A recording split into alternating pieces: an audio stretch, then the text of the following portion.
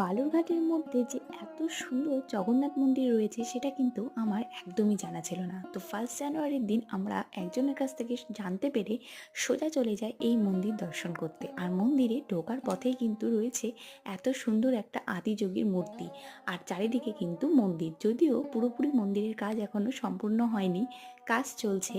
তবে বালুরঘাটের ভেতরে যে এত সুন্দর একটা মন্দির রয়েছে সেটা কিন্তু একদমই সত্যিই জানা ছিল না। তো দেখো, এবার চলো আমরা মন্দিরের উপরে যাই। আর এখানে এত পরিমাণে হাওয়া দিচ্ছে, যেহেতু ফাঁকা জায়গায়, বুঝতেই পারছো। আর চলো তোমাদেরকে জানিয়ে দিই, এটা হচ্ছে বালুরঘাটের থেকে একটু ভেতরে, মানে বোয়ালদা জায়গাটার নাম হয়তো। তো সেইখানে কিন্তু এই জগন্নাথ মন্দিরটা রয়েছে। তো চলো ভেতরে দেখি কি কি ঠাকুর রয়েছে। দেখতেই পাচ্ছ এখানে জগন্নাথ দেব রয়েছে, আর এখানে রয়েছে গোপাল ঠাকুর দোল্লায়, আর গোপালের শোয়ার জন্য সুন্দর খাট। তো 1 জানুয়ারির দিন এত সুন্দর একটা জায়গা পরিদর্শন করে মনটা যেন পুরোই শান্ত হয়ে গেল।